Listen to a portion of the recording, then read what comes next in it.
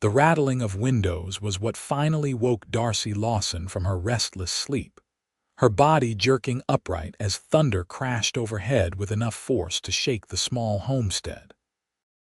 The Colorado Territory, 1873, was proving to be far more unforgiving than the pamphlets had led her to believe when she'd left Boston 6 months earlier.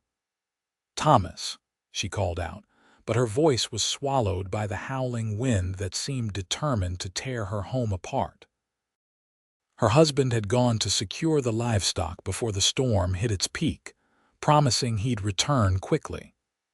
That had been hours ago. Darcy pushed back the quilt, her bare feet touching the wooden floor as another flash of lightning illuminated the bedroom of their modest home outside Ordway. The rain was coming down in sheets now, drumming against the roof with increasing intensity. Something wasn't right. She could feel it in the way the house seemed to groan and flex beneath the storm's assault. A sudden crack overhead sent her heart racing. Water began dripping from the ceiling in the corner of the bedroom, then in the hallway, and finally in the kitchen, small streams at first, then rivulets that pooled on the floor.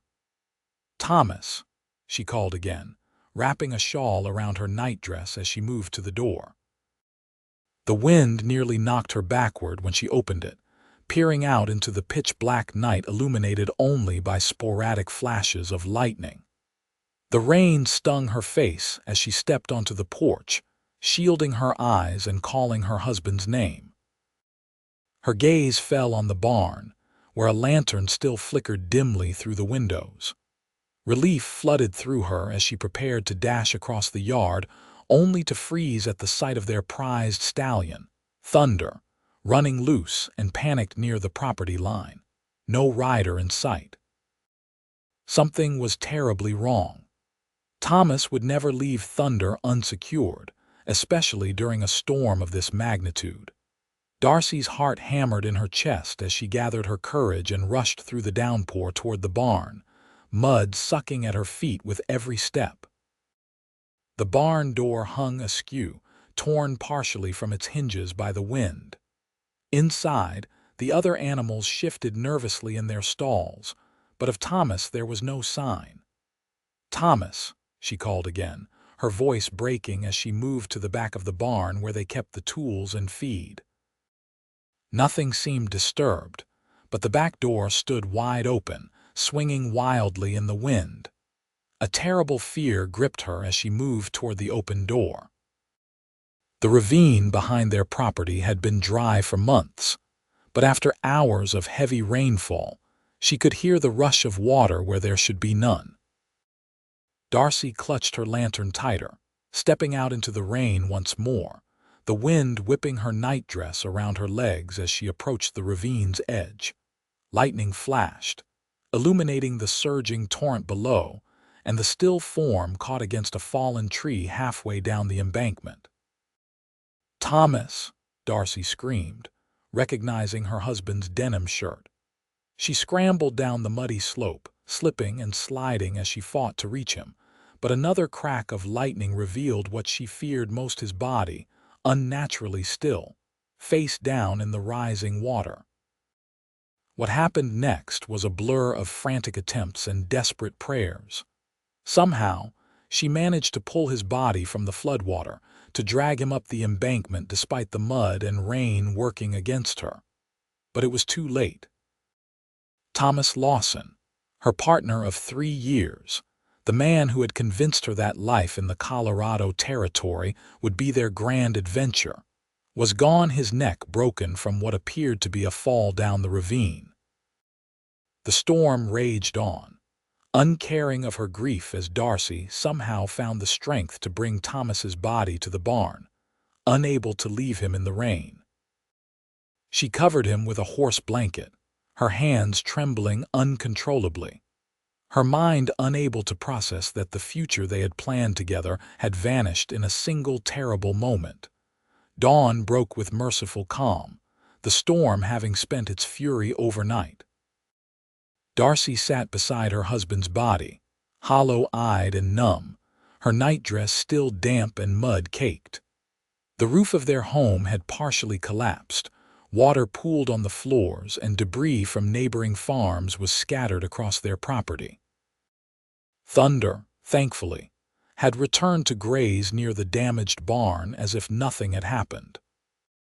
Darcy knew she should ride for help, knew she couldn't manage burying Thomas alone, but exhaustion and shock held her immobile until a sound from the yard caught her attention, the creak of a wagon, and the soft nicker of horses not her own.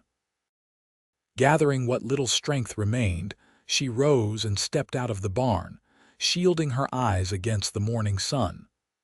A wagon had pulled up in front of her damaged home, a tall figure standing beside it surveying the wreckage.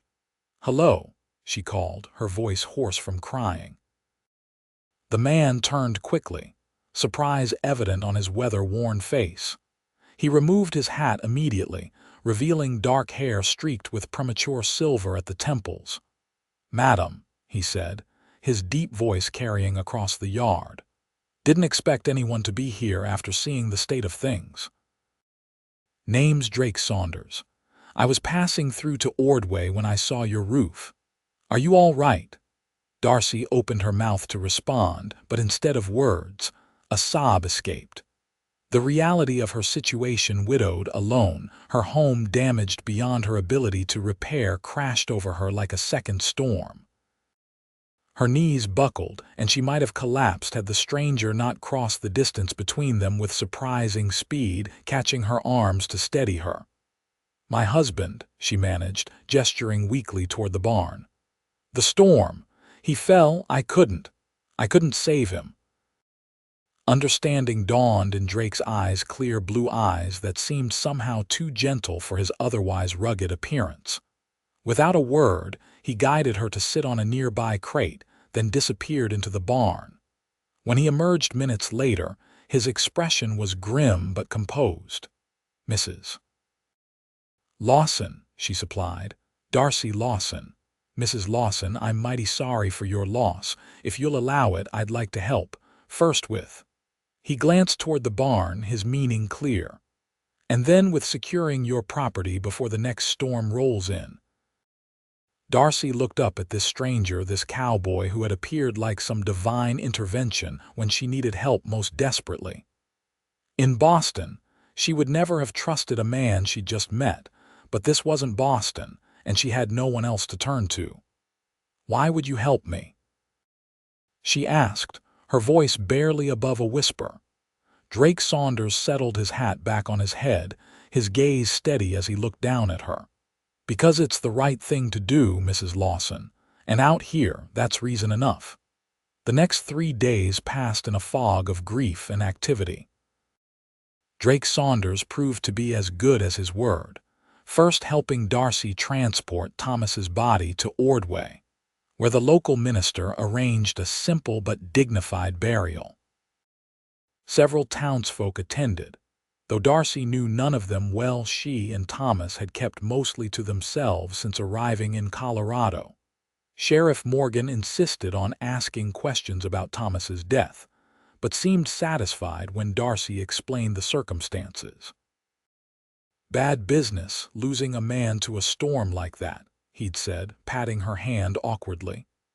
"You planning to stay on at the homestead?" The question had startled her. She hadn't thought beyond the immediate necessities of burying her husband. I don't know. The roof is damaged, and I'll be helping Mrs. Lawson repair her property," Drake had interjected, standing respectfully to the side but clearly listening. "After that, I reckon it'll be her decision what comes next." The sheriff had given Drake a measuring look then, as if trying to place him. "You passing through, Saunders?" "For now," Drake had replied, his expression revealing nothing.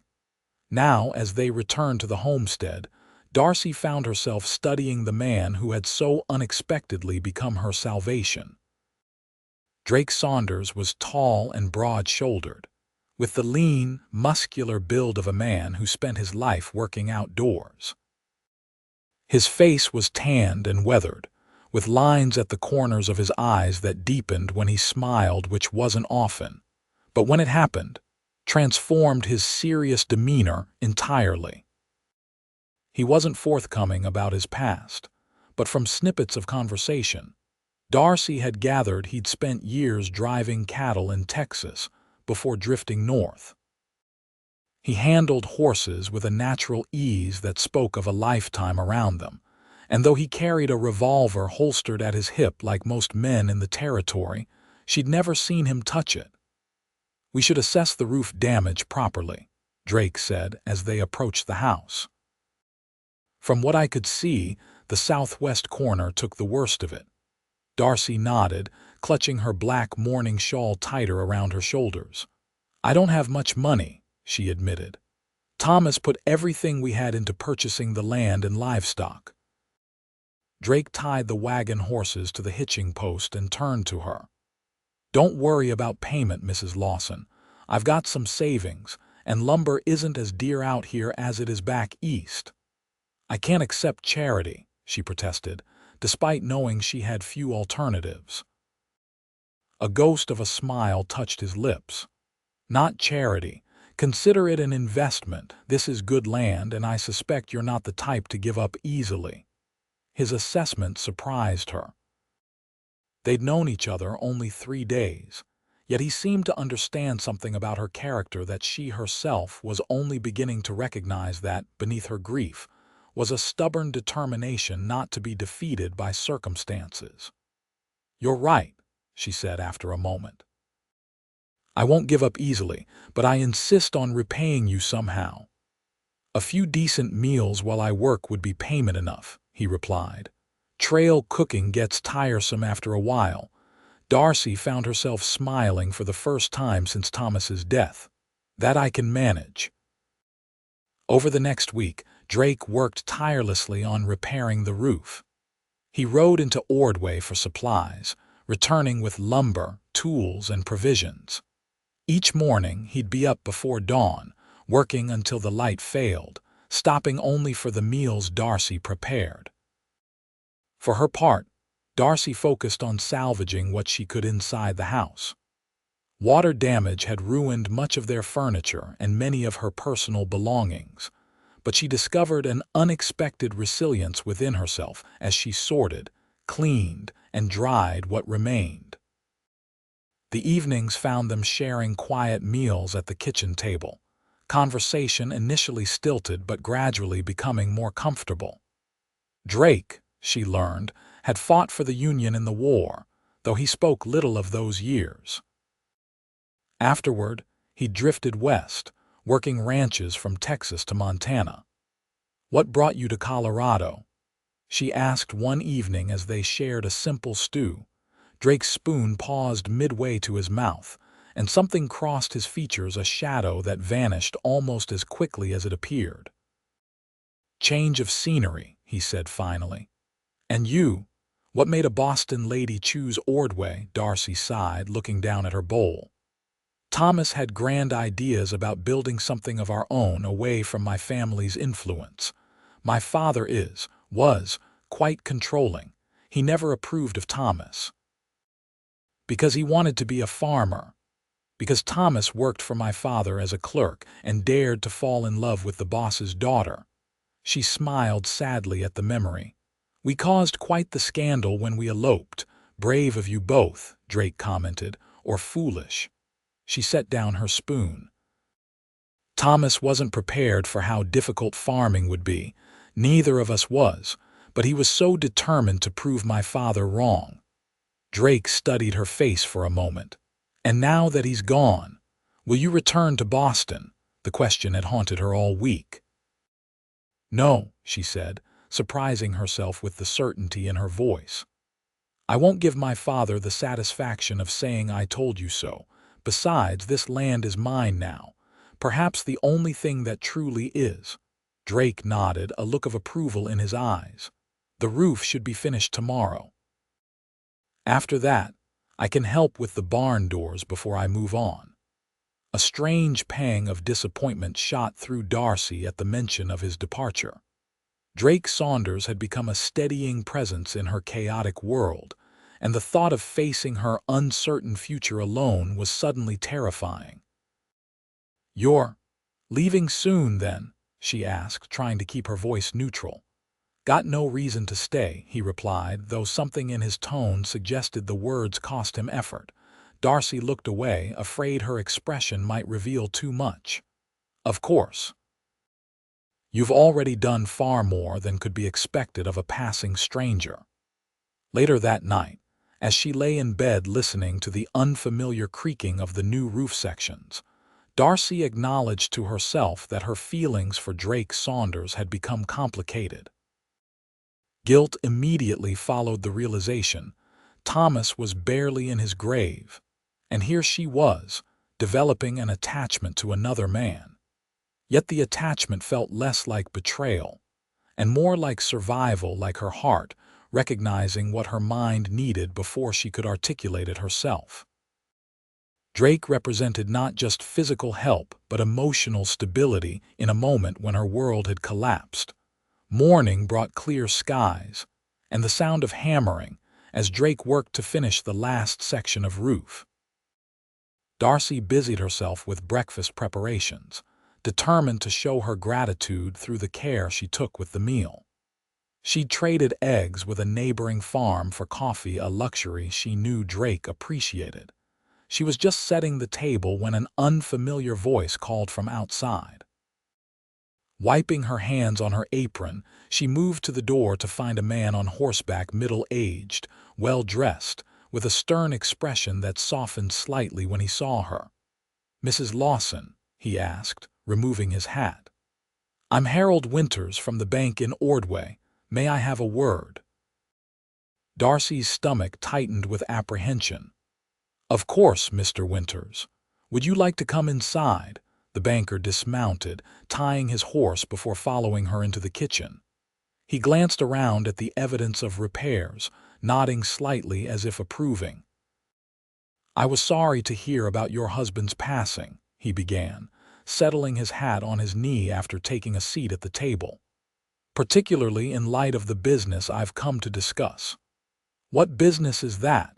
Darcy asked, remaining standing. Winters cleared his throat. "I'm afraid your husband took out a loan against this property 3 months ago. With his death, the note has come due." Darcy felt the blood drain from her face. "A loan? What loan? I don't understand." "For $500, Winters continued, producing paperwork from his jacket. The terms were quite clear: 6 months to repay, with the homestead as collateral. Mr. Lawson indicated the money was for livestock and equipment purchases. Darcy's mind raced. Thomas had mentioned expanding their herd, but he'd never spoken of a loan. And $500, it was an enormous sum, far more than the few head of cattle they'd added could account for. "There must be some mistake," she said, reaching for the document. Thomas's signature was unmistakable at the bottom, along with a date just weeks before his death. "No mistake, Mrs. Lawson. And while the bank sympathizes with your situation, business is business. The note is due in full by the end of the month, or we'll be forced to begin foreclosure proceedings." A thud from above announced Drake's presence on the roof. Winters glanced up, then back at Darcy with newfound suspicion. "Who's that?" he asked. "Mr. Saunders has been kind enough to repair my roof after the storm," she explained, fighting to keep her voice steady despite the panic rising in her chest. "I see." Winters's tone suggested he saw rather more than Darcy was comfortable with. "Well, regardless of your arrangements, the bank's position remains the same. $500 by month's end, or you lose the property." The sound of boots on the porch preceded Drake's entrance through the back door. He paused when he saw the banker, his expression instantly guarded. "Everything all right?" he asked, directing the question to Darcy while keeping his eyes on Winters. "Mr. Saunders, this is Harold Winters from the bank in Ordway," Darcy said, her voice tight. "He's just informed me that Thomas took out a loan I knew nothing about, and now they want payment or they'll take my home." Drake's jaw tightened as he moved to stand beside her, a silent show of support that Darcy found unexpectedly comforting. Winters rose, gathering his hat. "As I was saying, Mrs. Lawson, you have until the end of the month. I suggest you consider your options carefully." He nodded curtly to Drake before exiting, leaving a tense silence in his wake. Darcy sank into a chair, the loan document trembling in her hands. $500, she whispered. Where would Thomas get $500? And where did it go? Drake pulled out the chair opposite her, sitting down with a troubled expression. "May I?" he asked, gesturing to the paper. Darcy handed it over, watching as he studied it carefully. "The date on this is interesting," he finally said. "Just after the cattle prices dropped at the Ordway auction." "I remember hearing about it when I came through the first time," Darcy frowned. "Thomas was upset about that. He'd been counting on selling a few head to get us through winter." A terrible thought struck her. "You don't think he gambled the money, do you?" Drake set the paper down gently. "Hard to say. Men under pressure sometimes make desperate choices." Tears welled in Darcy's eyes. "I can't lose this place, Drake. It's all I have left." Before she realized what was happening, Drake had moved around the table and knelt beside her chair, taking her hands in his. His calloused palms were warm against her skin, steadying her trembling fingers. "You won't lose it," he said, his voice low and determined. "We'll figure this out." The "we" wasn't lost on Darcy. She looked into his eyes, finding certainty there that anchored her spiraling thoughts. "How?" "I have no way to raise that kind of money in 3 weeks." Drake held her gaze. "Do you trust me?" The question should have been absurd. He was still, in many ways, a stranger. Yet in the short time they'd known each other, he'd proven himself more reliable than anyone she'd ever known, save perhaps her mother. "Yes," she answered without hesitation. "I trust you." Something shifted in Drake's expression, a softening around his eyes, a tension releasing from his shoulders that she hadn't noticed until it was gone. "Then let me help you. Properly this time, not just with the roof." "Why?" Darcy asked, the question escaping before she could stop it. "Why would you do all this for someone you barely know?" Drake's hands tightened slightly around hers, then released as he stood. "Because I've been wandering a long time, Mrs. Lawson. And sometimes a man gets tired of having nowhere to be and no one who'd notice if he didn't show up tomorrow." The raw honesty in his words caught Darcy off guard. In that moment, she saw beyond the capable, reserved exterior to the loneliness beneath a loneliness that mirrored her own, though born of different circumstances. "I would notice," she said quietly. "And it's Darcy. Please." A small smile touched his lips. "Darcy, then." Over breakfast, they formulated a plan. Drake had savings not enough to cover the full amount, but a good start. Darcy had her mother's pearls and a few other pieces of jewelry she'd brought from Boston that could be sold. The rest, they determined, would have to come from working the land more effectively than Thomas had managed. "The south pasture has good grass that's being wasted," Drake observed as they walked the property later that morning. "And that stream never runs dry, even in drought years. With the right management, you could run twice the cattle you have now." "But that won't help us in 3 weeks," Darcy pointed out. "No, but it will help convince the bank to extend the loan once they see the property has more potential than they realized." Drake stopped, surveying the land with a practiced eye. "There's something else we need to consider." "What's that?" He turned to face her, his expression serious. "Appearances. A woman living alone with a man who's not her husband or family, it won't sit right with folks around here." Winters already had his suspicions. Darcy felt heat rise to her cheeks. "Oh, I hadn't thought about that." "I could sleep in the barn," Drake suggested, "but people will still talk and it might hurt your standing with the bank." "What are you suggesting, then?" Drake removed his hat, running a hand through his hair in a gesture she'd come to recognize as signaling discomfort. "I'm not suggesting anything improper, Darcy, just pointing out a concern we need to address." The moment turned awkward, both of them aware of unspoken possibilities hovering between them. Darcy broke the tension with a practical suggestion. "What if we hire a companion? Mrs. Henley in town mentioned her niece was looking for work. Having another woman in the house would quiet any gossip." Relief crossed Drake's features. "That's a good solution, and it would give you help with the household while we focus on increasing the farm's productivity." The next day, Darcy rode into Ordway to speak with Mrs. Henley, returning with an agreement that her niece, Sophia, would arrive the following week. In the meantime, Drake continued sleeping in the barn loft, working from dawn till dusk alongside Darcy to improve the property.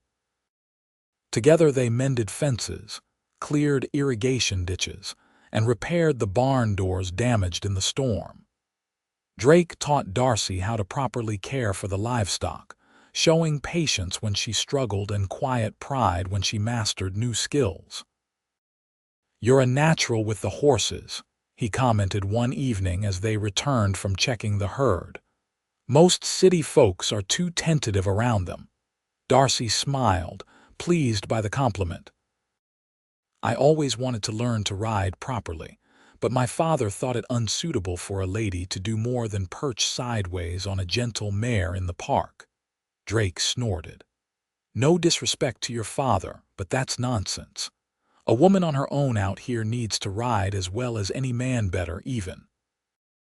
"Is that why you've been teaching me to shoot as well?" she asked, referring to their afternoon sessions with his spare revolver.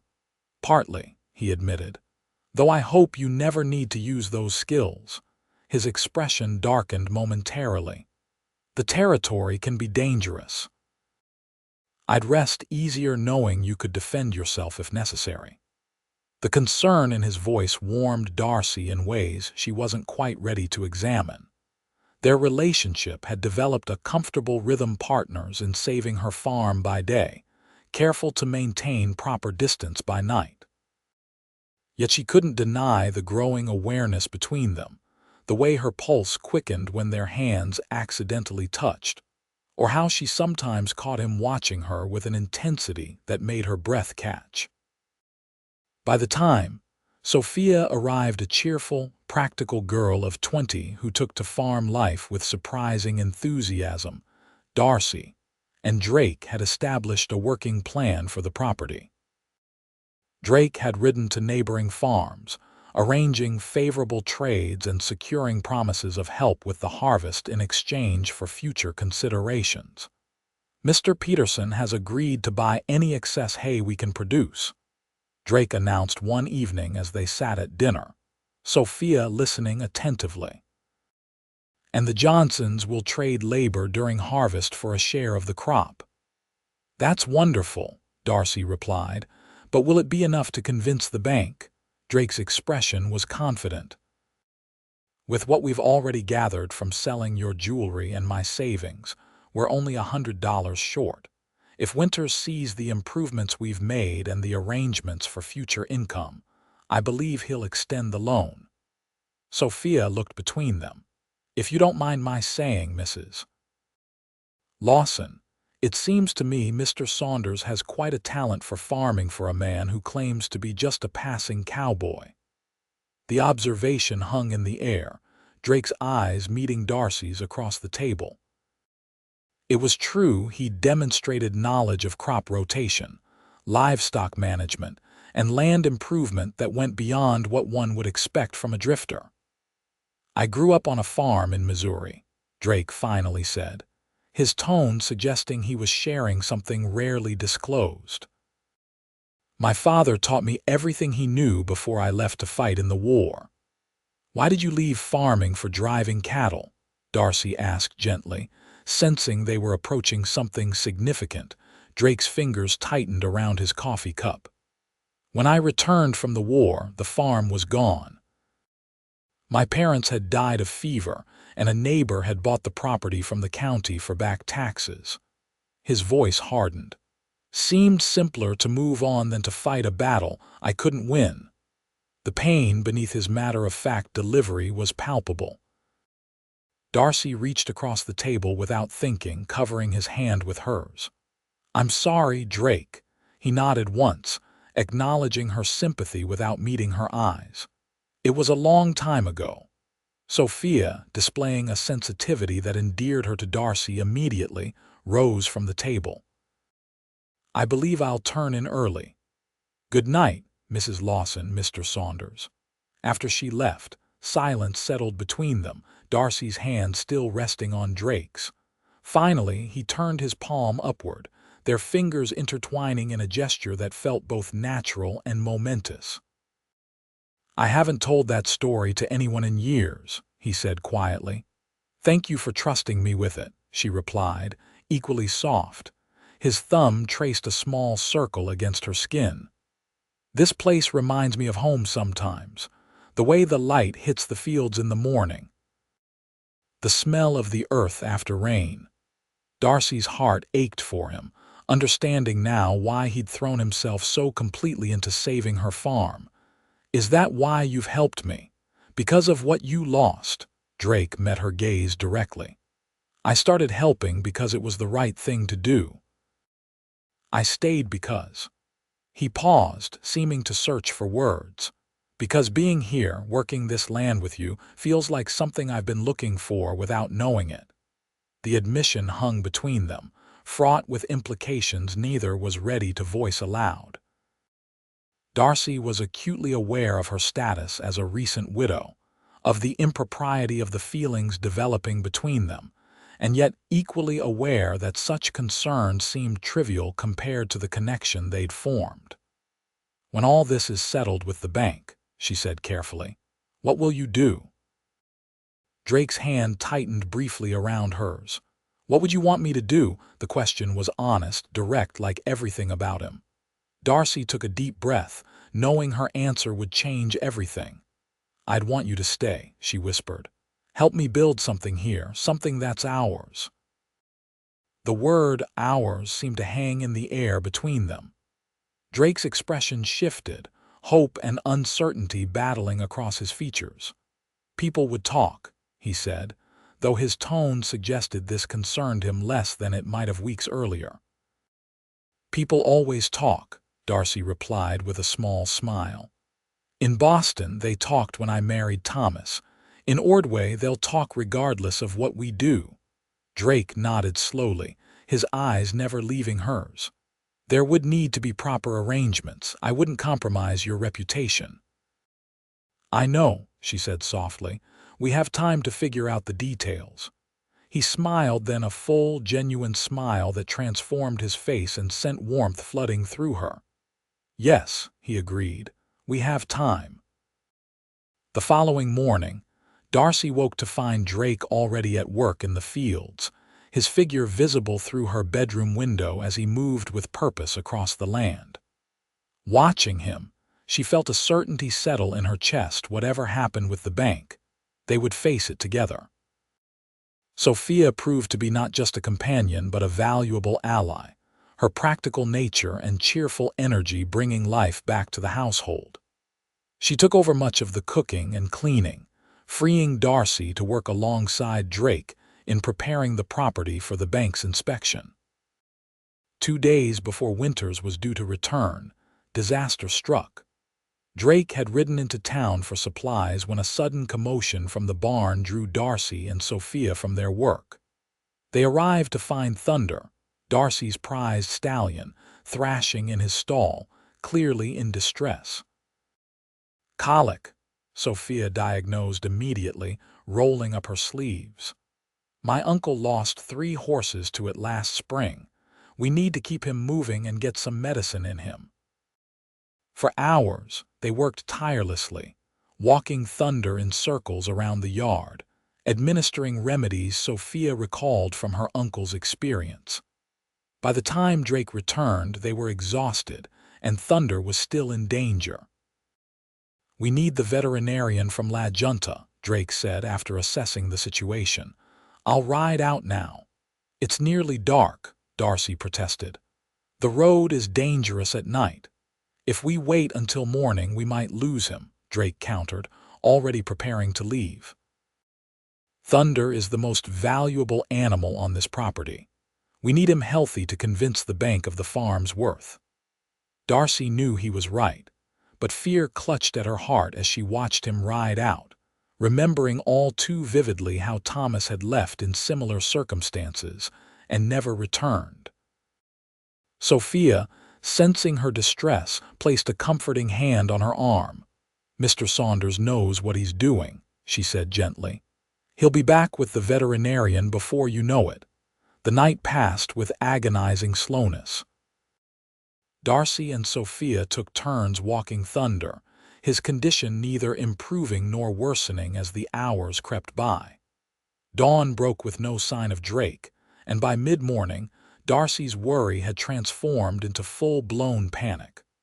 "Something's happened," she said, pacing the yard. "He should have been back by now." Sophia, practical as always, suggested perhaps the veterinarian wasn't available immediately, or they may have decided to wait until Thunder could be moved safely to his practice. Darcy shook her head. "Drake would have sent word. He wouldn't want me to worry." Her concern proved justified when, an hour later, a rider approached, but it was not Drake. Instead, a young man from La Junta dismounted, looking grim as he handed Darcy a note. "Mr. Saunders asked me to deliver this," he said, "and to tell you the veterinarian is on his way." Darcy's hands trembled as she unfolded the paper. "Darcy, ran into trouble on the road.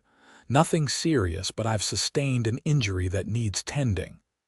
The doctor assures me I'll be fine with rest. The veterinarian knows what to do for Thunder. Trust him. I'll return as soon as I'm able." "Drake, what happened to him?" Darcy demanded of the messenger.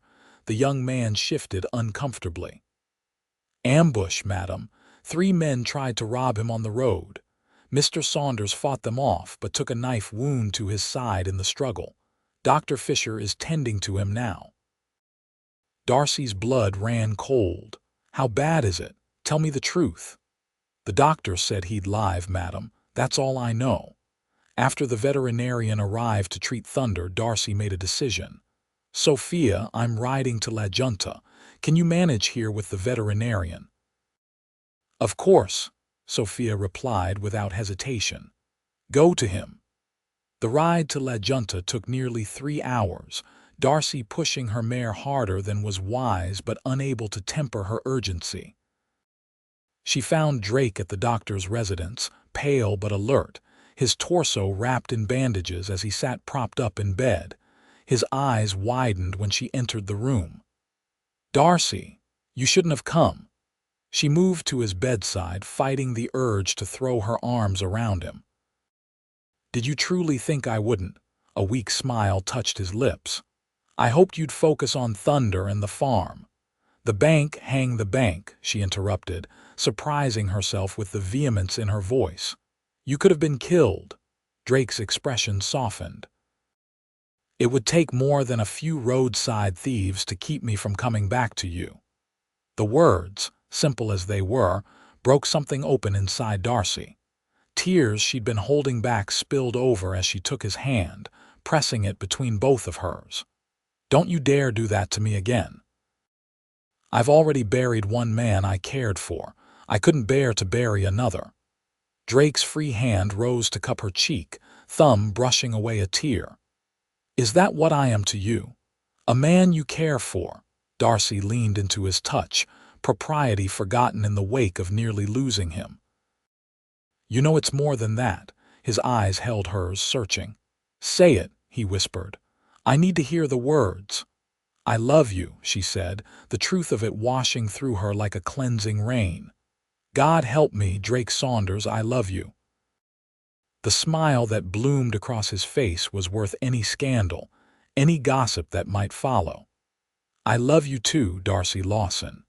Have since that first week, watching you fight to save your home with more courage than most men I've known." Dr. Fisher chose that moment to enter the room, clearing his throat pointedly at finding his patient in such an intimate conversation. "Mrs. Lawson, I presume. Your husband should be well enough to travel by tomorrow if he continues to rest today." Darcy started to correct him but felt Drake's hand squeeze hers in warning. "Thank you, doctor," she said instead. "I'm grateful for your care." After the doctor left, Drake explained, "I thought it simpler to let him believe we're married.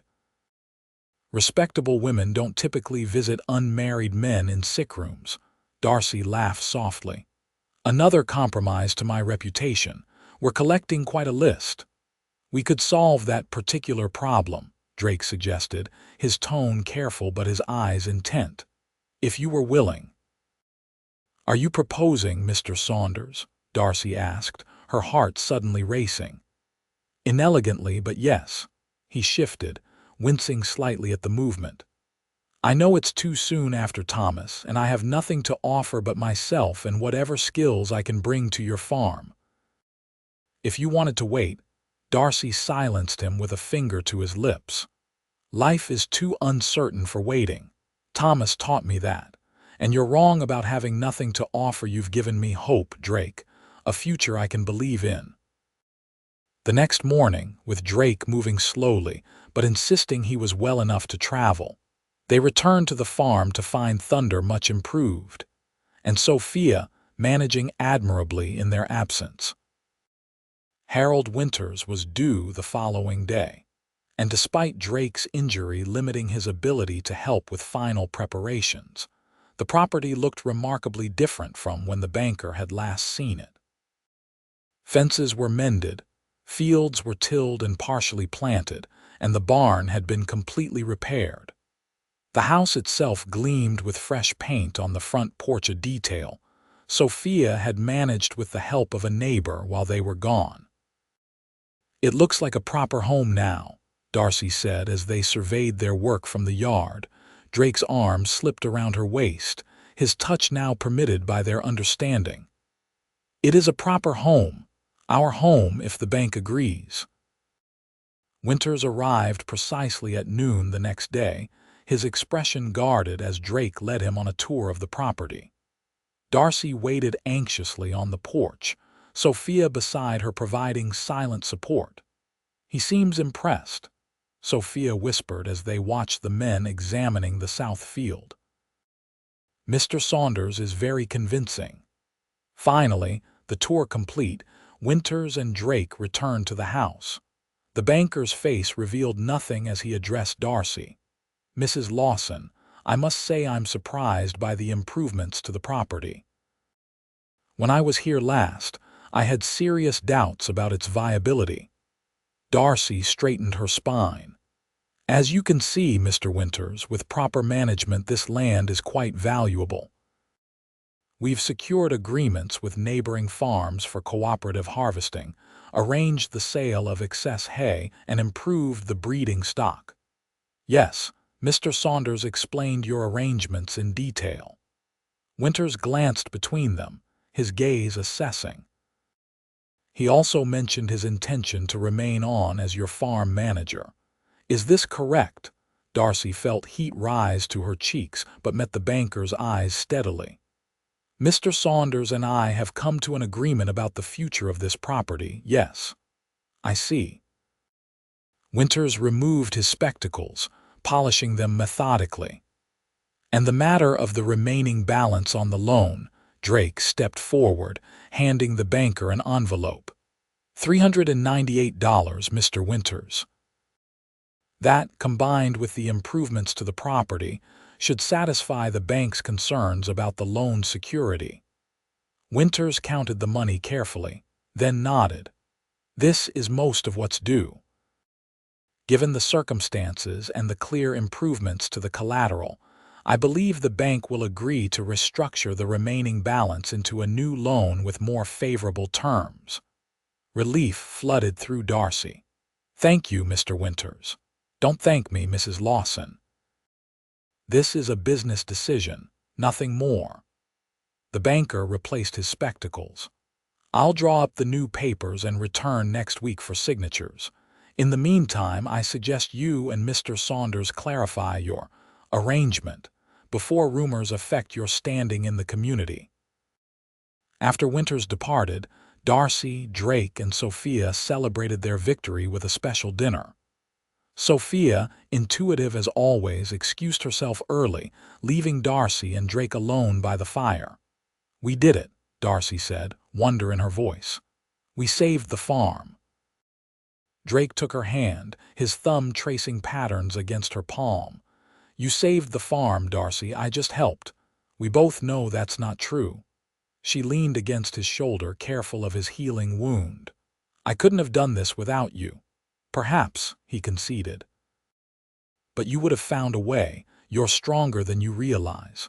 Darcy turned to face him fully. "Winters was right about one thing. We need to clarify our arrangement. People are already talking." Drake's expression grew serious. "I meant what I said in La Junta. I want to marry you, Darcy.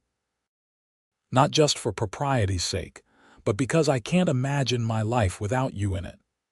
"Even though I'm still technically in mourning for Thomas?" she asked, the last of her reservations surfacing. Drake considered this. The traditional mourning period exists for a reason, to give the heart time to heal. But out here, practicalities sometimes outweigh traditions. The question is whether your heart has healed enough to make room for me. Darcy thought about Thomas, his dreams, his determination, and ultimately his secrets. She had loved him truly, but their marriage had been built on his desire to prove himself and her desire to escape her father's control. What she felt for Drake was different, a partnership of equals, founded on mutual respect and shared purpose. "Yes," she said finally. "My heart has room for you, Drake Saunders. More than room, it seems to have been waiting for you." His smile in response was tender as he leaned forward to kiss her, their first kiss, gentle and reverent, his hand cradling her face as if she were something precious beyond measure. When they parted, Drake rested his forehead against hers. "I was thinking we could be married when the preacher comes through next month. Unless you'd prefer to wait longer." "A month sounds perfect," Darcy replied. "Just enough time to prepare, but not so long that Winters needs to worry about impropriety." The weeks leading up to their wedding passed in a blur of activity. Spring planting demanded attention, and Thunder's recovery required careful management. Drake moved from the barn into the small spare room off the kitchen, maintaining propriety while remaining close enough to help with pre-dawn chores. Word of their engagement spread quickly through the nearby farms and into Ordway proper. Most reactions were positive. A widow finding new happiness was generally considered a blessing rather than a scandal, especially when the match seemed practical for the running of her property. A few voices of judgment arose, primarily from those who thought the timing disrespectful to Thomas's memory. But Darcy found herself caring less about such opinions than she might have in Boston. The territory bred practicality, and survival often depended on making difficult choices without the luxury of social conventions. The morning of their wedding dawned clear and bright, the kind of perfect spring day that seemed designed for new beginnings. Sophia had helped Darcy create a simple but elegant dress from pale blue fabric ordered from Denver, and Mrs. Henley arrived early to help with preparations, bringing flowers from her garden to decorate the house. Several neighboring families gathered in the yard, where Preacher Collins had set up a small altar beneath the old oak tree. Drake, looking uncharacteristically nervous in a new shirt and his best denims, waited there with Sheriff Morgan standing as his witness. As Darcy walked toward him on the arm of Mr. Peterson, who had kindly offered to give her away, she felt none of the anxiety or doubt that had accompanied her elopement with Thomas. Instead, a deep certainty filled her. This man, this life, this land were exactly where she belonged. The ceremony was brief but meaningful, the preacher speaking of partnership and perseverance in addition to the traditional vows. When Drake slipped a simple gold band onto her finger purchased during a secret trip to La Junta, Darcy felt tears of happiness gathering in her eyes. "I pronounce you husband and wife," Preacher Collins declared, beaming at them both. "Mr. Saunders, you may kiss your bride." Drake's kiss was restrained given their audience, but the promise in his eyes when he pulled away spoke volumes about later moments in private. The celebration continued through the afternoon, neighbors bringing food and good wishes. Harold Winters appeared briefly, delivering the final loan papers with what almost passed for a smile. "Congratulations, Mrs. Saunders," he said formally. "The bank is satisfied with this arrangement. Your husband's reputation as a hard worker precedes him." By evening, the guests had departed, and Sophia had tactfully arranged to spend the night with Mrs. Henley, leaving the newlyweds alone. Darcy stood on the porch, watching the sunset paint the fields gold when Drake's arms encircled her from behind. "Happy?" he asked, his breath warm against her ear. Darcy leaned back into his embrace. "Completely. Are you?" "More than I thought possible." His hands tightened slightly at her waist. "When I rode onto this property after the storm, I was just passing through, had no intention of stopping more than a day or two." Darcy turned in his arms to face him. "What made you stay?" Drake brushed a strand of hair from her face, his expression softening. "You did. Standing there in your muddy nightdress, exhausted and grieving but still determined to fight for your home. I think I started falling in love with you right then. Even though I was a mess."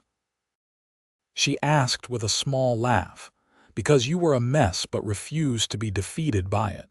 He kissed her forehead. "I recognized something in you that matched something in me, a stubbornness, maybe, a refusal to surrender what matters." The intimacy of that first night as husband and wife was tender and unhurried, both of them learning each other with patience and care. For Darcy, the experience was a revelation. Drake's attentiveness and concern for her pleasure, creating a connection that went beyond the physical. Afterward, lying in his arms as moonlight spilled across their bed, Darcy traced the scar on his side where the knife had wounded him. "I almost lost you before I truly had you," she murmured. Drake caught her hand, bringing it to his lips. "But you didn't, and I'm not going anywhere. Promise." She asked, suddenly needing the reassurance. "I promise," he replied solemnly. "This is where I belong with you on this land. Everything I've been searching for since the war ended I've found here." The years that followed proved the truth of that promise.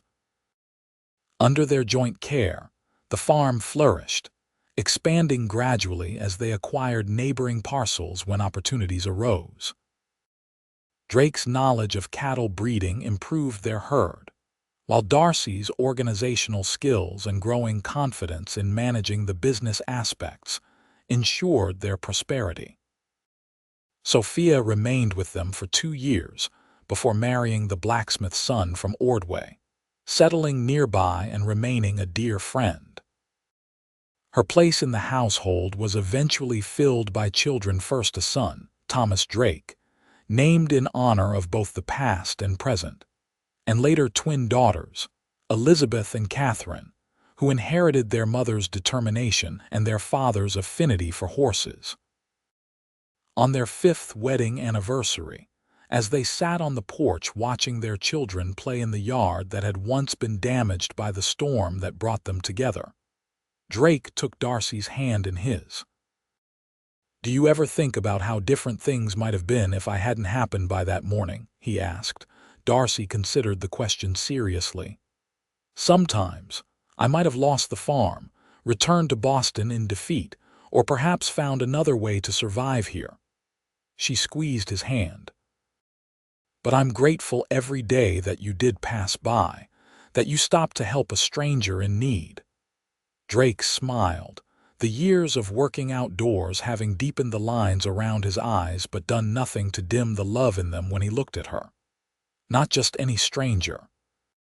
The woman who would become my home. As their children called for them to join in their game, Darcy and Drake rose together, moving as one toward the family they had created from the aftermath of tragedy. The roof that Drake had once repaired now sheltered a household full of love and laughter, proving that sometimes the darkest storms can lead to the brightest beginnings, and that two people determined to build something together can weather any challenge that comes their way. In the years that followed, the Saunders farm became known throughout the county as one of the most prosperous and welcoming homesteads in the territory. Travelers passing through would often comment on the obvious affection between the owners, the tall, quiet rancher, and his capable, gracious wife, who had transformed a modest property into a thriving enterprise. Few knew the full story of how their partnership began with a broken roof, a grieving widow, and a wandering cowboy who found his purpose in helping a stranger rebuild not just her home, but her heart.